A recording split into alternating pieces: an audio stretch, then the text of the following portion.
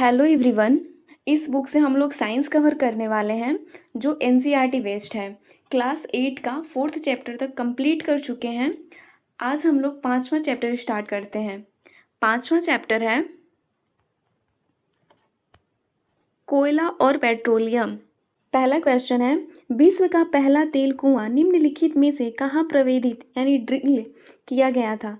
ए है Pennsylvania, B है Pittsburgh, सी है असम, डी है लंदन। तो इसका करेक्ट आंसर हो जाएगा ए पेंसिल्वेनिया। पहला विश्व का पहला तेल कुआं पेंसिल्वेनिया में ड्रिल किया गया था।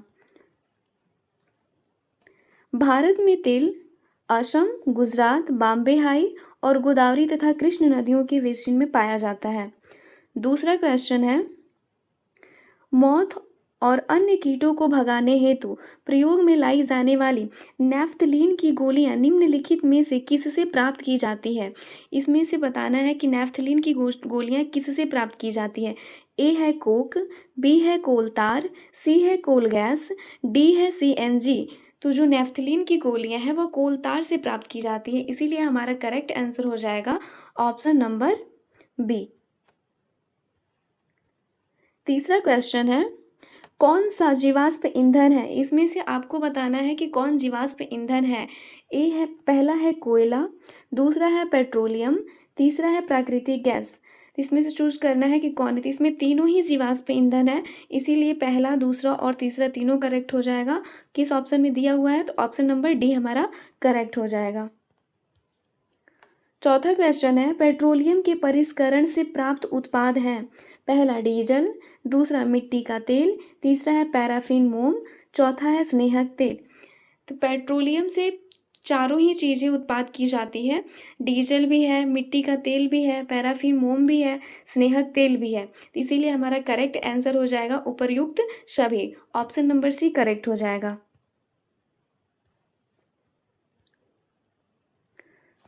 छठवां चैप्टर है दहन और ज्वला। पहला क्वेश्चन है, पदार्थों के दहन और ज्वलन ताप के संदर्भ में निम्नलिखित कथनों पर विचार कीजिए। पहला है, पदार्थ के दहन के लिए ऑक्सीजन आवश्यक है, इस प्रक्रम में ऊष्मा और प्रकाश उत्पन्न होते हैं। दूसरा है, ज्वलन ताप वह निम्नतम ताप है जिस पर दाह्य पदार्थ आग पकड़ता है। तीसरा है, फास्फोरस का दहन वायु की उपस्थिति में कमरे के तापमान पर ही हो जाता है। देखिए, इसमें से आपको करेक्ट बताना है। फास्फोरस एक ऐसी अधातु है जिसको वायु में छोड़ देने पर उसमें आग पकड़ लेती है, तो थर्ड तो हमारा करेक्ट है। दूसरा, एक ऐसी निम्नतम ताप होती है जिस पे दाह्य पदार्थ में आग पकड़ता है, उसे हम लोग ज्वलन ताप कहते हैं, तो दूसरा भी हमारा करेक्ट है। और तीसरा है, कह रहा है कि किसी पदार्थ को जलाने के लिए ऑक्सीजन आवश्यक है, क्योंकि ऑक्सीजन आवश्यक है क्योंकि बिना ऑक्सीजन का कोई पदार्थ जल ही नहीं सकता है, और जलने के बाद वह ऊष्मा और प्रकाश उत्पन्न करते हैं। ये भी हमारा करेक्ट है, तो पहला भी सही है। इसमें पहला, दूसरा और तीसरा तीनों ही करेक्ट है। देख लेते हैं किस ऑप्शन में दिया हुआ है। Option number D. तो हमारा correct answer option number D हो जाएगा। दूसरा क्वेश्चन है, निरापद माचिस के निर्माण में प्रयुक्त रसायनों के संदर्भ में निम्नलिखित कथनों पर विचार कीजिए। पहला है, इसकी तिल्ली के सिरे पर एंटीमनी ट्राइसल्फाइड और पोटेशियम क्लोरेट लगा होता है। दूसरा है, इसकी रगड़ने वाली सतह पे चूर्णित कांच और सफ़ेद फास्फोरस का उपयोग किया जाता है। तो उसकी जो रगड़ने वाली सतह होती है उस पर चूर्णित कांच और सफ़ेद फास्फोरस नहीं बल्कि लाल फास्फोरस का यूज किया जाता है, इसीलिए हमारा सेकंड क्या है? रॉन्ग है। पहला कह रहा है कि तिल्ली के शीरे पर एंटीमनी ट्राइसल्फाइड और पोटेशियम क्लोरेट लगा होता है, ये हमारा करेक्ट है। पहला केवल करेक्ट है, इसीलिए ऑप्शन नंबर ए हो जाएगा। थोड़ा सा इसका डिटेल देख लेते हैं। माचिस की तिल्ली के खुरदरी सतह पर रगड़ने पे कुछ लाल फास्फोरस श्वेत फास्फोरस में परिवर्तित हो जाता है, और यह तुरंत माचिस की तिल्ली के सिरे पर लगे पोटेशियम क्लोरेट से अभिक्रिया करके पर्याप्त ऊष्मा उत्पन्न कर देता है, जिससे एंटीमनी ट्राइसल्फाइड का दहन प्रारंभ हो जाता है। तीसरा क्वेश्चन है, आग बुझाने वाले वायु का प्रवाह काटना या ईंधन का ताप कम करना या दोनों होते हैं? इस संदर्भ में निम्नलिखित कथनों पर विचार कीजिए। पहला है, आग में जल डालने पर उत्पन्न जलवाष्प ज्वलनशील पदार्थ को घेर लेती है और वायु की आपूर्ति बंद हो जाती है। दूसरा है, आग बुझाने के लिए कार्बन डाइऑक्साइड का उपयोग करने पर ये आग को एक कंबल की तरह लपेट लेती है, जिससे ईंधन और ऑक्सीजन के बीच संपर्क टूट जाता है। तो इसमें दोनों ही करेक्ट है, पहला भी सही है, दूसरा भी सही है, इसीलिए हमारा करेक्ट आंसर हो जाएगा ऑप्शन नंबर सी। चौथा क्वेश्चन है, मोमबत्ती की ज्वाला के संदर्भ में निम्नलिखित कथनों में से कौन से सही हैं? इसमें से आपको सही बताना है कि कौन सही है। पहला है, इसके दीप्त क्षेत्र में बिना जले कार्बन कण उपस्थित होते हैं। दूसरा है, इसका अदीप्त क्षेत्र सबसे अधिक गर्म होता है। देखिए, मोमबत्ती की ज्वाला के 3 क्षेत्र होते हैं। एक होता है हमारा ज्योतिहीन क्षेत्र, दूसरा होता है दीप्त क्षेत्र, तीसरा होता है अदीप्त क्षेत्र। दीप्त क्षेत्र जो होता है, बिना जले कार्बन के कण उसमें उपस्थित होते हैं, तो पहला करेक्ट है। दूसरा है कि अदीप्त क्षेत्र सबसे अधिक गर्म होता है, तो मोमबत्ती का जो तीसरा भाग होता है अदीप्त क्षेत्र जो सबसे अधिक गर्म होता है, तो दूसरा भी हमारा करेक्ट है। पहला और दूसरा दोनों ही करेक्ट है, इसीलिए correct answer option number C हो जाएगा। पांचवा क्वेश्चन है, निम्नलिखित कथनों पर विचार कीजिए। ईंधन के अपूर्ण दहन से विषैली कार्बन डाइऑक्साइड गैस बनती है। दूसरा है, वायु में कार्बन डाइऑक्साइड गैस की अधिक मात्रा विश्व में उष्णन यानी ग्लोबल वार्मिंग का कारण बनती है। तीसरा है, सल्फर और नाइट्रोजन के ऑक्साइड वर्षा में घुलकर अम्ल वर्षा कराते हैं।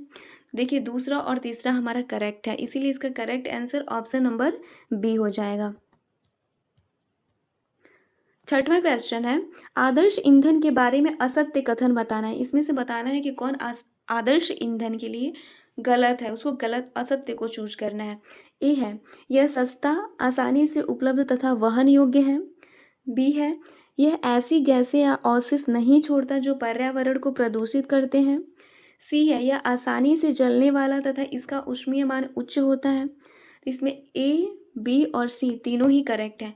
डी देख लेते हैं, इसका ऊष्मीयमान निम्न तथा ज्वलन ताप अत्यधिक होता है। ये उल्टा दे दिया है, इसीलिए हमारा डी रॉन्ग हो जाएगा। पहला ए, बी और सी तीनों करेक्ट हैं, देख, तो इसका असत्य हो जाएगा ऑप्शन नंबर डी। सातवां चैप्टर है, पौधे एवं जंतुओं का संरक्षण। पहला क्वेश्चन है, वनोन्मूलन से होने वाले प्रभावों के संदर्भ में निम्नलिखित में से कौन सा सही नहीं है? इसमें आपको गलत बताना है कि कौन गलत है। ए है, पृथ्वी का तापमान के स्तर में वृद्धि होती है। दूसरा है, बी है, भौम जल स्तर नीचे चला जाता है। तीसरा है, मृदा के गुण अप्रभावित रहते हैं। चौथा है, मृदा की जल धारण क्षमता घटती है। वनोन्मूलन से इसमें क्या प्रभाव पड़ता है बताना है, और इसमें से आपको असत्य चूज करना है। तो देखिए, मिट्टी पृथ्वी पर तापमान के स्तर में वृद्धि हो जाएगी, दूसरा, पहला तो हमारा करेक्ट है। दूसरा, भौम जल स्तर नीचे चला जाता है, ये भी हमारा करेक्ट है। डी, मृदा की जल धारण क्षमता भी घटती है, लेकिन मृदा के गुण अप्रभावित नहीं होते, मृदा के गुण तो अप्रभावित होते हैं, तो सी हमारा रॉन्ग हो जाएगा, इसीलिए करेक्ट आंसर जो हो जाएगा ऑप्शन नंबर सी हो जाएगा। दूसरा क्वेश्चन है, निम्नलिखित कथनों पर विचार कीजिए। किसी विशेष क्षेत्र में पाए जाने वाले पेड़ पौधे एवं जीव जंतु क्रमशः उस क्षेत्र के वनस्पति जात और प्राणी जात कहलाते हैं। पहला बिल्कुल करेक्ट है। दूसरा, पौधे और जंतुओं की वह प्रजाति जो किसी विशेष क्षेत्र में विशिष्ट रूप से पाई जाती है और उसे उस क्षेत्र विशेष की स्थानीय प्रजाति कहते हैं, तो दूसरा भी हमारा करेक्ट है। उस विशेष क्षेत्र की उसे स्थानीय प्रजाति ही कहा जाता है, इसीलिए हमारा सेकंड भी करेक्ट है। पहला और दूसरा दोनों ही करेक्ट है, इसीलिए हमारा correct answer option number C हो जाएगा। तीसरा क्वेश्चन है, वनस्पति जात, प्राणी जात तथा उनके आवासों के संरक्षण हेतु संरक्षित क्षेत्र चिन्हित किए गए हैं। इन संरक्षित क्षेत्रों के संदर्भ में निम्नलिखित गुणों में से कौन से सही सुमेलित है? इसमें आपको सही बताना है। अभयारण्य, वह क्षेत्र जहाँ प्राणियों अथवा जंतुओं का मारना या उनका शिकार करना अथवा उनको पकड़ना पूर्णतः निषिद्ध होता है। बिल्कुल करेक्ट है। दूसरा देखते हैं, राष्ट्रीय उद्यान वन्य जीवों के लिए आरक्षित क्षेत्र जहां वे स्वतंत्र रूप से आवास एवं प्राकृतिक संसाधनों का उपयोग कर सकते हैं। दूसरा भी हमारा करेक्ट है। तीसरा, जैव मंडल आरक्षित क्षेत्र वन्य जीव, पौधों और जंतु संसाधनों और उस क्षेत्र के आदिवासियों के पारंपरिक ढंग से जीवन यापन हेतु विशाल संरक्षित क्षेत्र है। तीसरा भी करेक्ट है। इसमें पहला, दूसरा और तीसरा तीनों ही करेक्ट है, इसीलिए हमारा correct answer option number D हो जाएगा। चौथा क्वेश्चन है, पंचमढ़ी जैव मंडल आरक्षित क्षेत्र के संदर्भ में निम्नलिखित कथनों पर विचार कीजिए। पहला है, इसके अंतर्गत पेंच नामक एक राष्ट्रीय उद्यान तथा बोरी एवं पंचमढ़ी नामक 2 वन्य जीव अभयारण्य आते हैं। दूसरा है, विशन भारतीय विशाल गिलहरी तथा उड़ने वाली गिलहरी इस क्षेत्र के स्थानीय प्राणी हैं। तीसरा, इस क्षेत्र से चट्टानों में आवास और शैल चित्रकला के रूप में मानव गतिविधियों के प्रागैतिहासिक साक्ष्य मिले हैं। उपर्युक्त कथनों में से सही चुनना है कि कौन सा करेक्ट है। तो देखिए, इसमें दूसरा और तीसरा करेक्ट है, इसीलिए हमारा करेक्ट आंसर ऑप्शन नंबर किस ऑप्शन में दिया हुआ है देख लेते हैं। ऑप्शन नंबर बी में दिया हुआ है, इसीलिए हमारा correct answer option number B हो जाएगा। पांचवा क्वेश्चन है, रीड डाटा पुस्तक के संदर्भ में निम्नलिखित कथनों में से कौन सा सही है, इसमें आपको करेक्ट बताना है। पहला है, यह वह पुस्तक है जिसमें सभी विशेष स्थानिक स्पीसीज का रिकॉर्ड रखा जाता है। इसमें सभी स्थानिक स्पीसीज का रिकॉर्ड नहीं रखा जाता है, तो पहला रॉन्ग हो जाएगा। दूसरा है, यह वह पुस्तक है जिसमें जैव मंडल आरक्षित क्षेत्रों का रिकॉर्ड रखा जाता है। नहीं, दूसरा भी हमारा रॉन्ग है। तीसरा, यह वह पुस्तक है जिसमें सभी संकटग्रस्त प्रजातियों का रिकॉर्ड रखा जाता है। हाँ, तीसरा हमारा करेक्ट है। रीड डाटा पुस्तक में संकटग्रस्त प्रजातियों का रिकॉर्ड रखा जाता है, इसीलिए हमारा correct answer option number C हो जाएगा। छठवां क्वेश्चन है, निम्नलिखित में से कौन सा पारितंत्र का हिस्सा है। ए है सभी पेड़ पौधे, बी है सभी प्राणी एवं सूक्ष्म जीव, सी है अजैव घटक, डी है उपर्युक्त सभी।